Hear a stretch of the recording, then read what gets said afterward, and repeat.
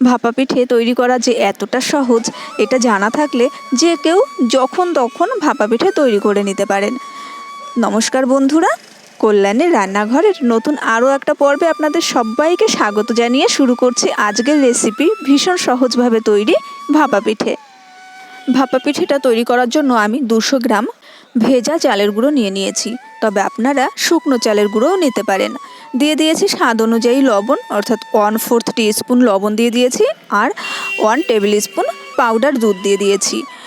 তারপরে উষ্ণ গরম জল দিয়ে একটা ব্যাটার তৈরি করে নেব, তবে ব্যাটারটা কিন্তু ভীষণ ঘনভাবেই তৈরি করতে হবে, তাই অল্প জল দিয়ে একটা হ্যান্ড হুইস্কের সাহায্যে একটা ঘন অর্থাৎ মোটা ব্যাটার তৈরি করে নিচ্ছি।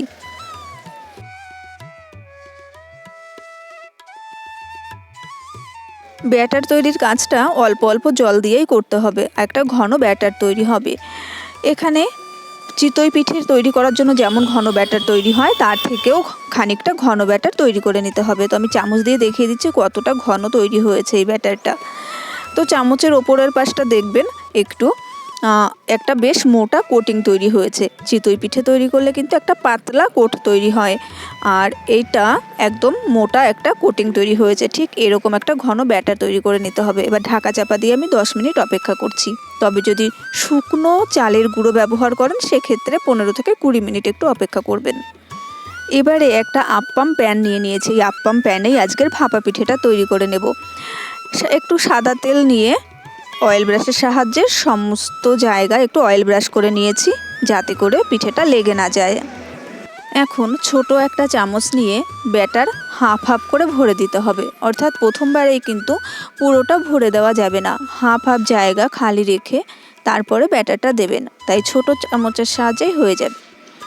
এবার হাফ করে দেওয়ার পরে এর ওপরে নারকেল কোড়া দিয়ে দিতে হবে, অর্থাৎ ভাপা পিঠেতে যেরকমভাবে দেয় নারকেল কোড়া, তার উপরে গুড়, সেরকমভাবে নারকেল কোড়া আর গুড়টাকে দিয়ে নেব।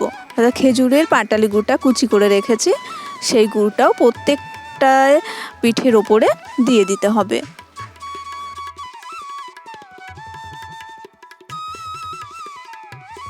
নারকেল আর গুড়টা সমস্ত পিঠের উপরে দেওয়ার পরে আবারও 1 চামচ করে ব্যাটার নিয়ে দিয়ে দেব এই নারকেল আর গুড়ের ওপরে।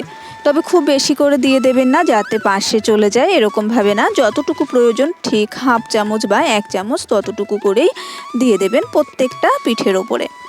দেওয়ার পরে এগুলোকে একটু প্লেন করে দেবেন, যাতে করে গুড় বা নারকেলটা ব্যাটারে ভালোভাবে একটু ঢাকা পড়ে যায়, অর্থাৎ যতটা সম্ভব একটু ঢেকে দেওয়ার চেষ্টা করবেন। তো ঢেকে দেওয়া হয়ে গেছে। এদিকে আমি একটা কড়াইতে জল বসিয়ে রেখেছিলাম, জলটা ফুটে গেছে। এইবারে এই আপ্পাম প্যানটা ধরে এই কড়াইয়ের ওপরে দিয়ে দিতে হবে। কড়াইয়ের ওপরে দেওয়ার পরে একটা ঢাকা চাপা দিয়ে রাখতে হবে, যাতে করে স্টিমটা একদম বেরিয়ে না যায়। যতটা সম্ভব ঢাকা চাপা দিয়ে রাখতে হবে, স্টিমেই ভাপা পিঠেটা তৈরি হবে। গ্যাসের ফ্লেমটা লো টু মিডিয়ামে রেখে মিনিট 10 অপেক্ষা করব। মিনিট 10 বাদে ঢাকা চাপাটা খুলে নিচ্ছি।